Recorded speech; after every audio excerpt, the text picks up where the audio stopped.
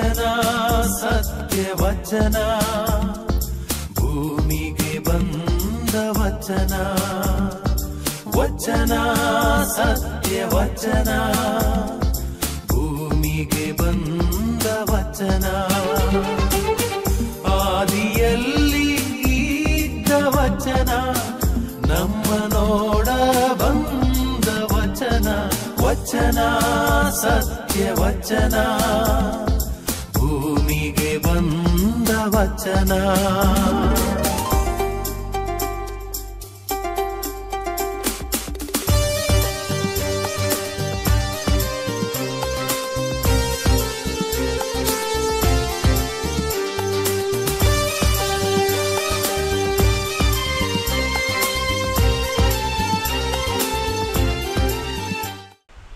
ಪ್ರಿಯರೇ, ವಚನಾಮೃತ ಕಾರ್ಯಕ್ರಮಕ್ಕೆ ನಿಮ್ಮೆಲ್ಲರನ್ನು ಸ್ವಾಗತಿಸುತ್ತೇನೆ.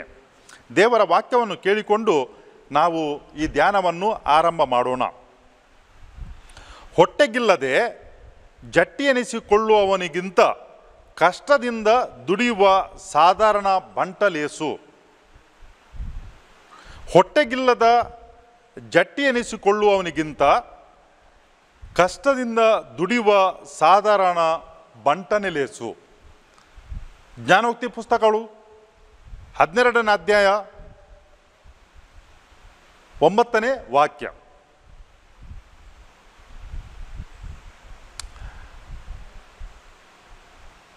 ಹೊಟ್ಟೆಗಿಲ್ಲದಿದ್ದರೂ ಕೂಡ ಸರಿ, ಕೆಲವರು ಜಂಬ ಕೊಚ್ಚಿಕೊಳ್ಳುತ್ತಾರೆ. ಅವರು ಏನಾಗಿರ್ತಾರೆ ಅಂತ ಹೇಳಿದರೆ, ಯಾರ ಜೊತೆ ಅವರು ಬಾಳ್ತಾರೋ ಅವರಿಗೆ ಒಂದು ಹೊರೆನಾಗಿರ್ತಾರೆ.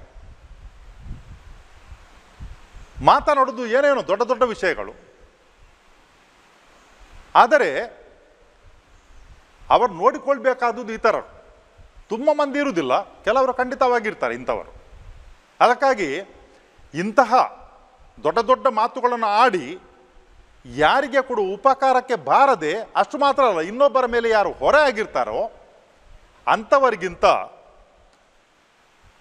ಕಷ್ಟದಿಂದ ದುಡಿಯುವ ಸಾಧಾರಣ ಮನುಷ್ಯನೇ ಲೇಸು. ಅವರಿಗೊಂದು ಆತ್ಮ ಗೌರವ ಇರ್ತದೆ.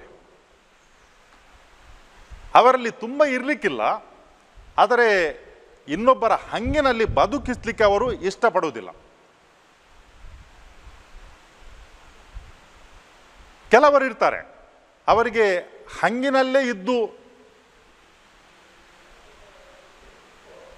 ಅಭ್ಯಾಸ, ಇತರರಲ್ಲಿ ಕೇಳುವುದು, ಕೆಲವು ಸಾರಿ ಈ ಸಿಗುವುದಕ್ಕೋಸ್ಕರ ಪಡೆಯುವುದಕ್ಕೋಸ್ಕರ ದೊಡ್ಡ ದೊಡ್ಡ ಮಾತುಗಳನ್ನು ಆಡುವುದು, ಹೊಗಳೆ ಹಾಡುವುದು. ಉದ್ದೇಶ ಏನಂತ ಹೇಳಿದರೆ ಸಿಗಬೇಕು. ಅದಕ್ಕೋಸ್ಕರ ಎಷ್ಟೇ ಕೀಳು ಮಟ್ಟಕ್ಕೆ ಕೂಡ ಹೋರಲಿಕ್ಕೆ ಅವರು ತಯಾರಿರ್ತಾರೆ. ನಾನು ಗತಕಾಲದಲ್ಲಿ ಇಂಥದನ್ನು ಮಾಡಿದ್ದೇನೆ, ನಾನು ಗತಕಾಲದಲ್ಲಿ ಹಿಂದಿನ ಕಾಲದಲ್ಲಿ ಇಷ್ಟು ದೊಡ್ಡವನಾಗಿದ್ದೇನು, ಅದು ಆಯ್ತಪ್ಪ ಆ ಹಿಂದಿನ ಕಾಲದಲ್ಲಿ. ಈಗ ಪ್ರಸ್ತುತ ಏನಿಲ್ಲ. ಈ ಗತಕಾಲದಲ್ಲಿ ಇದ್ದದ್ದು ಅಂತ ಹೇಳುವುದು ನಾವೊಂದು ವೇಳೆ ನೋಡಲಿಕ್ಕೆ ಹೋದರೆ ಅದರಲ್ಲಿ ಎಷ್ಟು ಸತ್ಯ ಉಂಟೆಂಬುದನ್ನು ನಾವು ಅರಿತುಕೊಳ್ಬೋದು.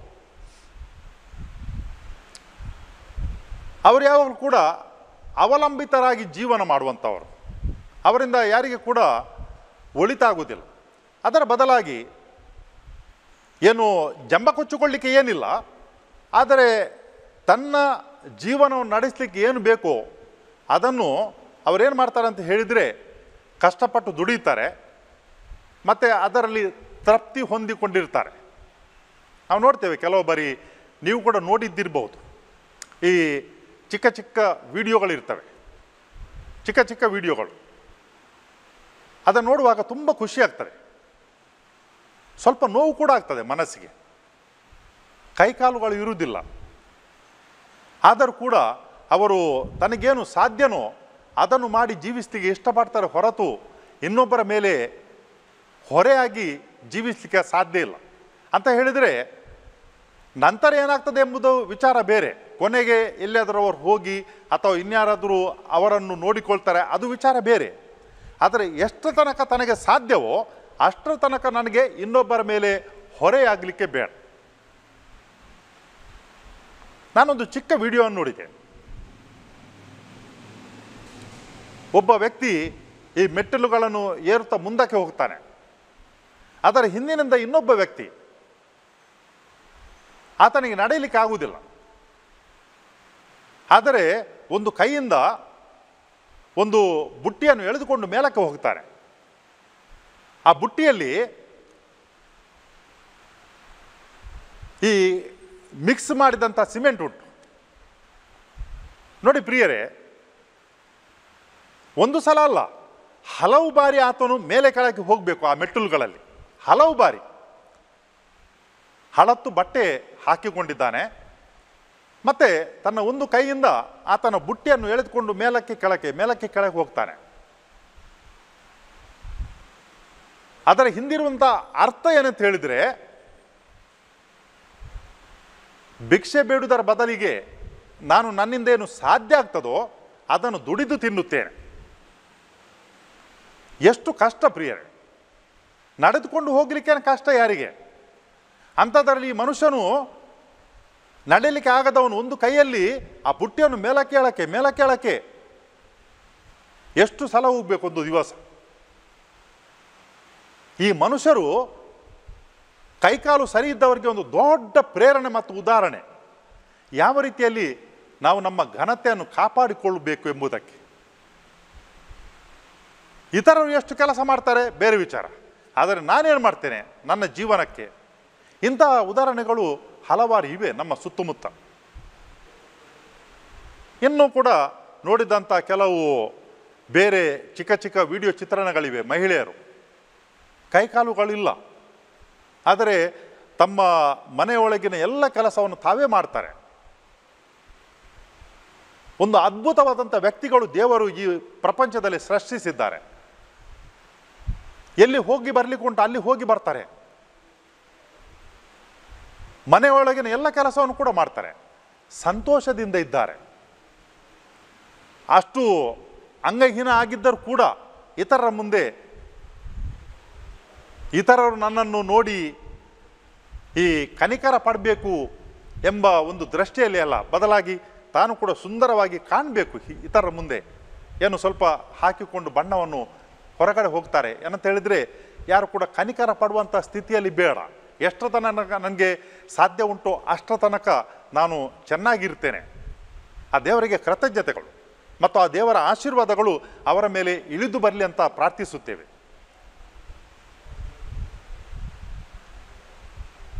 ಇನ್ನು ಕೆಲವರು ಕೂಡ ಇದ್ದಾರೆ ಕಷ್ಟಪಟ್ಟು ಕೆಲಸ ಮಾಡುವವರು. ಇತ್ತೀಚಿನ ದಿನಗಳಲ್ಲಿ ನಾನೊಂದು ಉದಾಹರಣೆಯನ್ನು ಕೇಳಿದೆ. ಹೇಳಿದವರು ನೆರೆಯವರು.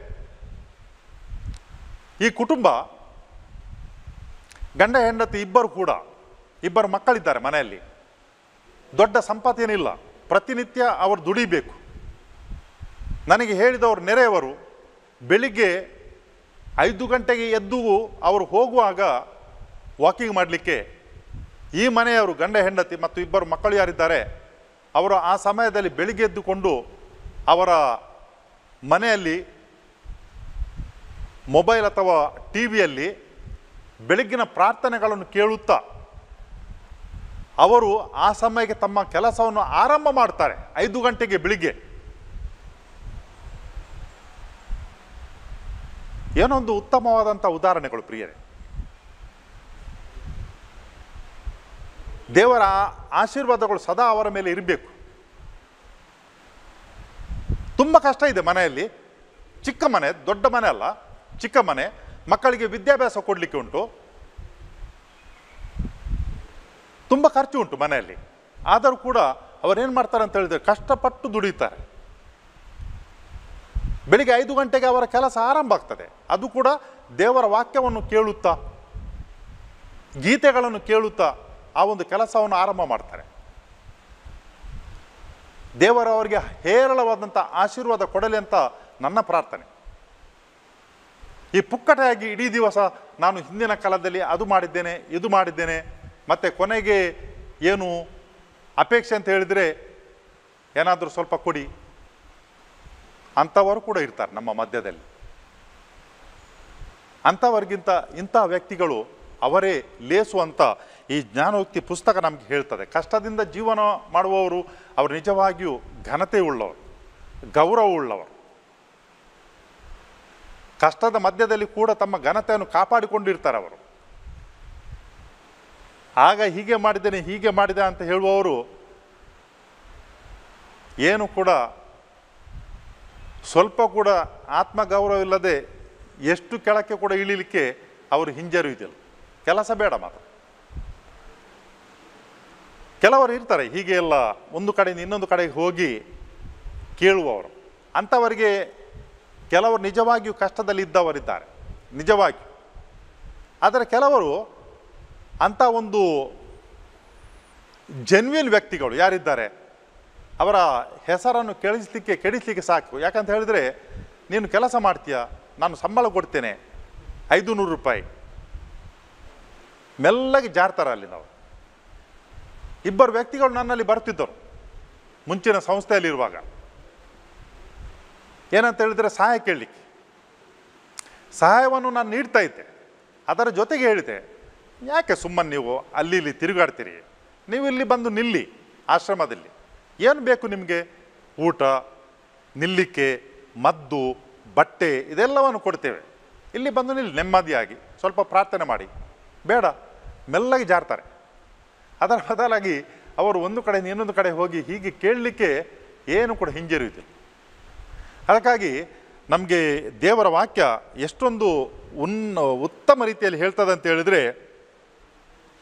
ಹೊಟ್ಟೆಗಿಲ್ಲದೆ ಜಟ್ಟಿ ಎನಿಸಿಕೊಳ್ಳುವವನು ಇಲ್ಲ ಏನು ಕೂಡ ಆದರೆ ತೋರ್ಪಡಿಸುವುದು, ಅವರಿಗಿಂತ ಕಷ್ಟದಿಂದ ದುಡಿದು ಸಾಧಾರಣ ಜೀವನ ಮಾಡುವವರು ಅವರು ತುಂಬ ಲೇಸು. ಅವರು ಯಾರಿಗೆ ಉತ್ತಮರು? ಸ್ವಂತ ಮನೆಗೆ, ಕುಟುಂಬಕ್ಕೆ, ಸಮಾಜಕ್ಕೆ. ಅವರಿಂದಾಗಿ ಇತರರಿಗೆ ತುಂಬ ಪ್ರೇರಣೆ ಕೂಡ ಸಿಗ್ತದೆ. ಪ್ರಿಯರೇ, ನಾವು ಇಂತಹ ಉದಾಹರಣೆಗಳನ್ನು ಆದಷ್ಟರ ಮಟ್ಟಿಗೆ ನಾವು ಹೇಳಬೇಕು. ನನಗೆ ತುಂಬ ಖುಷಿ ಆಯಿತು. ನನ್ನ ಜೊತೆಯಲ್ಲಿ ಬಂದವರು ಅವರು ಹೀಗೆ ಹೇಳಬೇಕಾಗಿರಲಿಲ್ಲ. ನಾನು ನಿತ್ಯ ಹೋಗುತ್ತಿರುವಾಗ ಬೆಳಿಗ್ಗೆ ಈ 5 ಗಂಟೆಗೆ ಅವರು ಎದ್ದು ಕೆಲಸ ಮಾಡ್ತಾರೆ ಹೇಳಬೇಕಾಗಿರಲಿಲ್ಲ. ಆದರೂ ಕೂಡ ಅವರು ಹೇಳಿದರು. ಯಾಕಂತ ಹೇಳಿದರೆ, ಅದು ಒಳ್ಳೆತನ ನನ್ನಲ್ಲಿರುವಂಥದ್ದು ಮಾತ್ರ ಹೇಳುವುದಲ್ಲ, ಒಳ್ಳೆತನ ಇದರಲ್ಲಿ ಇರುವಂಥದ್ದು ಕೂಡ ಇನ್ನೊಬ್ಬರಿಗೆ ಹೇಳುವುದು ಅದು ಇನ್ನೂ ಕೂಡ ಉತ್ತಮ. ಯಾಕಂತ ಹೇಳಿದರೆ, ಅವರ ಒಳಿತನ್ನು ನಾವು ತೋರಿಸಿಕೊಡುವಾಗ ಒಂದು 10 ಮಂದಿಗೆ ಅದರಿಂದ ಒಳಿತಾಗ್ತದೆ. ಅಂಥ ಒಳಿತು ನಮಗೆ ಅದು ತುಂಬ ಸಹಾಯವಾಗ್ತದೆ. ಸಮಾಜದಲ್ಲಿ ತುಂಬ ಒಳ್ಳೆತಾಗ್ತದೆ, ಇತರರಿಗೆ ಪ್ರೇರಣೆ ಆಗ್ತದೆ, ಮಾದರಿ ಆಗ್ತದೆ. ಅದು ನಾವು ಎತ್ತಿ ತೋರಿಸಬೇಕು ಇಂಥ ಉದಾಹರಣೆಗಳು.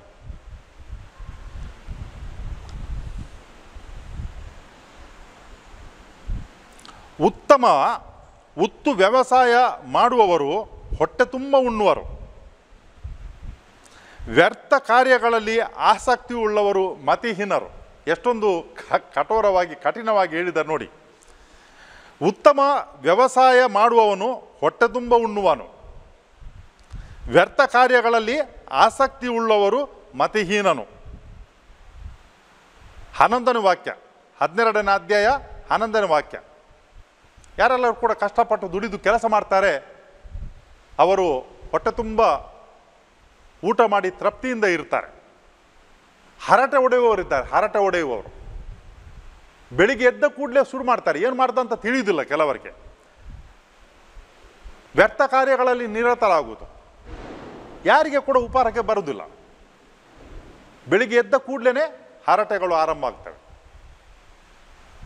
ಇಂಥ ಮನುಷ್ಯರು ಒಂದು ರೀತಿಯಲ್ಲಿ ತಮ್ಮ ಜೀವನದಲ್ಲಿ ಘನತೆ ಗೌರವ ಇಲ್ಲದವರು. ಅವರಿಗೆ ಬೇಕಾದಷ್ಟು ಸಮಯ ಉಂಟು ಏನು ಮಾಡಲಿಕ್ಕೆ? ಬೇರೆಯವರ ಬಗ್ಗೆ ಮಾತನಾಡಲಿಕ್ಕೆ. ಪ್ರಿಯರೇ, ನಮ್ಮ ಜೀವನದಲ್ಲಿ ಏನು ಒಳಿತು ಮಾಡಲಿಕ್ಕೆ ಆಗ್ತದೆ ಅದನ್ನು ಮಾಡೋಣ. ಎಲ್ಲಿಯಾದರೂ ಈ ಚಟದವರು ಸಿಕ್ಕಿದರೆ ತಪ್ಪಿ ಕೂಡ ಅಂಥವರ ಬಲೆಗೆ ಬೀಳಬಾರ್ದು. ಯಾಕಂತ ಹೇಳಿದರೆ, ಅದು ಚಟ ಬೆಳೆದರೆ ಮತ್ತೆ ಅದರಿಂದ ಹೊರಕ್ಕೆ ಬರಲಿಕ್ಕೆ ಕಷ್ಟ. ಯಾವ ಚಟ? ಹರಟೆ ಹೊಡೆಯುವಂಥದ್ದು. ಒಂದು ಮಿತವಾದಂಥ ಸಮಯದಲ್ಲಿ ನಮ್ಮ ಸುಖ ದುಃಖಗಳನ್ನು ನಾವು ಹೇಳಿಕೊಳ್ಳುವುದು ಒಳ್ಳೆಯದು, ಮನಸ್ಸು ಹಗುರ ಆಗ್ತದೆ.